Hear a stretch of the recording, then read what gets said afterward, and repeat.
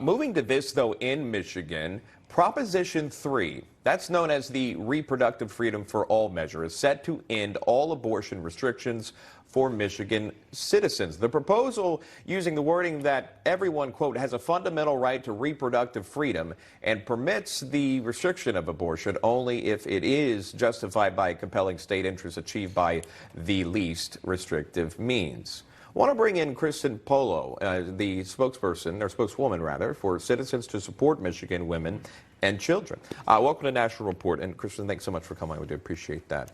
Talk to us about this, essentially changing the state of Michigan, the Constitution there permanently. What does that mean for you and for others there in Michigan long term? Well, proponents of Proposal 3, the ACLU and Planned Parenthood, are billing this as simply a return to Roe v. Wade, but nothing could be further from the truth.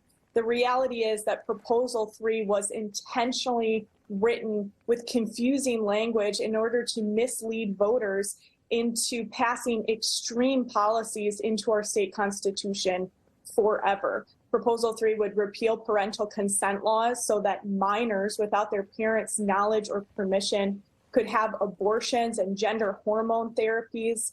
It would repeal every regulation we have on abortion, even allowing non-doctors to perform abortions. And these are things that, whether you're pro-life or pro-choice, should be of concern to every citizen, and not just here in Michigan. They intend to use this as a blueprint that they want to take to other states in the future. This has clearly been a controversial talking point ever since Roe v. Wade has been overturned, and now it's been a campaign promise for either side, pro-life, pro-choice. How is that viewed in the eyes of citizens there in Michigan with your own gubernatorial race happening right now between Tudor Dixon and current incumbent Gretchen Whitmer?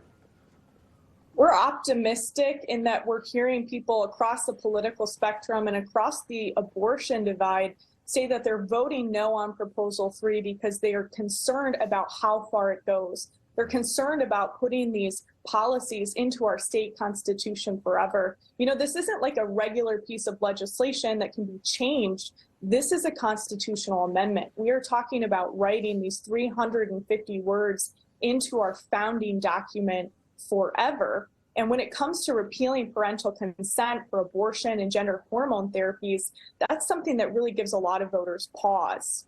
What is it that your group is doing? Because, as you mentioned, it can be confusing. If you hear the term Prop 3, you might kind of move past it in a news article, right? But you're bringing awareness to this.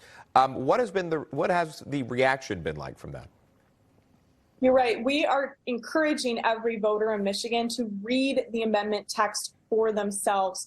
Proponents of Proposal 3 are saying this simply returns us to Roe, but there's so much packed into the text of this proposed amendment that goes far beyond what Roe ever did. Things that people on both sides of the abortion issue are overwhelmingly opposed to, like repealing parental consent, like repealing common sense health and regulations on abortion clinics, and even allowing abortion until birth on healthy babies. Those are things that all of us think are too far, regardless of what you believe about abortion. Final messages from you here. Your website, how can they find out more about your cause, your organization?